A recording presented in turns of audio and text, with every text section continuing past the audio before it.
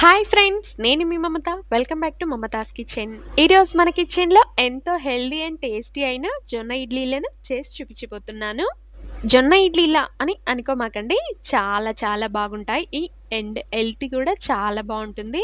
బరువు తగ్గాలనుకునే వాళ్ళు కూడా డైలీ కాకపోయినా డే బై డే అలా చేసుకుంటూ తినండి.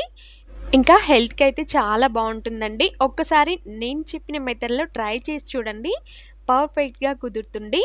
ఇంకా ఫస్ట్ టైం నా ఛానల్ చూస్తున్న వాళ్ళైతే ప్లీజ్ ఒక లైక్ చేసి సబ్స్క్రైబ్ చేసుకోండి. అందరూ వీడియోస్ చూస్తున్నారు కానీ లైక్ చేయట్లేదు. సో ప్లీజ్ మీరు లైక్ చేస్తేనే నాకు మోటివేషన్గా ఉంటుందండి. సో ప్లీజ్ లైక్ చేయండి. ఇంకా లేట్ చేయకుండా వీడియోలోకి వెళ్ళిపోదాం.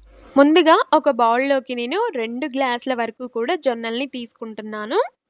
ఈ 2 గ్లాసుల జొన్నల్ని శుభ్రంగా కడుక్కొని వాటర్ పోసి నానబెట్టుకోవాలి. ఇవి జొన్నలనేవి 8-10 అవర్స్ వరకు నానితే సరిపోతుందండి. జొన్నలు కాస్త ఎక్కువసేపు నానుతాయి. ఇప్పుడు 1 కప్పు వరకు మినపగుండ్లని తీసుకోవాలి. 2 కప్పుల జొన్నలకి 1 కప్పు వరకు మినపగుండ్లు తీసుకోవాలండి. సపరేట్గా పోసుకొని ఈ విధంగా నానబెట్టుకోవాలి.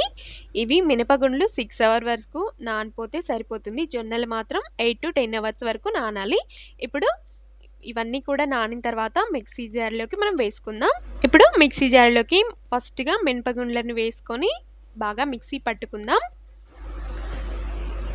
మీరు మీ దగ్గర అటుకులు కనుక ఉన్నట్లయితే మనం మిక్సీ పట్టే ముందు 5 మినిట్స్ ముందు నానబెట్టుకొని ఇలా పట్టుకునేటప్పుడు వేసుకోవాలి. లేదా మార్నింగ్ వండిన రైస్ అయినా కూడా వేసుకోవచ్చు. నేను ఇక్కడ మార్నింగ్ వండిన రైస్ని యాడ్ చేసి ఈ విధంగా మెత్తగా మిక్సీ పట్టుకున్నాను. చూడండి ఎంత మెత్తగా పట్టుకున్నానో. ఇప్పుడు దీన్ని ఒక బౌల్లోకి ట్రాన్స్ఫర్ చేసుకోవాలి. ఈ మినపప్పు నానేసేటప్పుడు మెంతులను కూడా యాడ్ చేసుకోవాలి. ఇప్పుడు అదే విధంగా అదే మిక్సీ జార్లోకి మనం నానబెట్టుకున్న జొన్నలని కూడా యాడ్ చేసుకొని మిక్సీ పట్టుకోవాలి.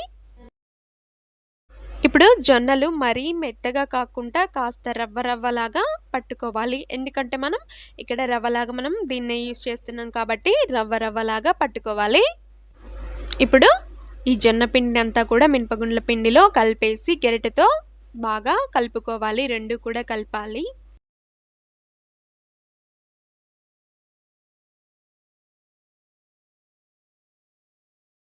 ఇలా గరిటెతో కలుపుకున్న తర్వాత పిండిని మూత పెట్టేసి ఓవర్ నైట్ అయినా కూడా ఉంచితే మనకి మార్నింగ్ లోపు పిండి అనేది బాగా పులుస్తుంది. ఇప్పుడు మార్నింగ్ ప్లేట్ తీసి చూస్తున్నానండి. జొన్న పిండి అనేది, ఇడ్లీ పిండి అనేది చాలా బాగా పులిసిపోయింది. పర్ఫెక్ట్గా వచ్చిందనమాట. ఇప్పుడు దీన్ని గరిటెతో కింది నుంచి పై వరకు బాగా కలియపెట్టుకోవాలి. దీంట్లో రుచికి సరిపడా సాల్ట్ని యాడ్ చేసుకొని మళ్ళీ గరిటెతో బాగా కలుపుకోవాలి.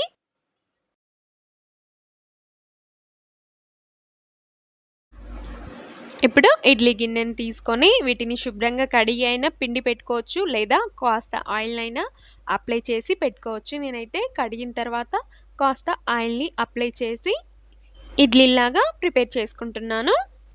ఎప్పుడు మినపప్పు ఇడ్లీ రవ్వతోనే కాకుండా ఒకసారి ఇలా కూడా ట్రై చేయండి. మన హెల్త్కి బాగుంటుంది అండ్ చాలా చాలా టేస్ట్ కూడా బాగుంటాయి.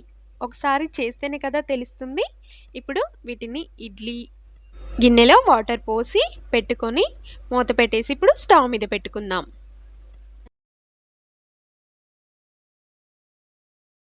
ఇప్పుడు ఒక 15-20 మినిట్స్ తర్వాత మూత తీసి చూస్తే చూడండి ఇడ్లీలు అనేవి చాలా బాగా ఉడికిపోయాయి. మనకి ఇడ్లీలు ఉడికిపోయిన తర్వాత స్టవ్ ఆఫ్ చేశాక మూత తీసి పెట్టాలి.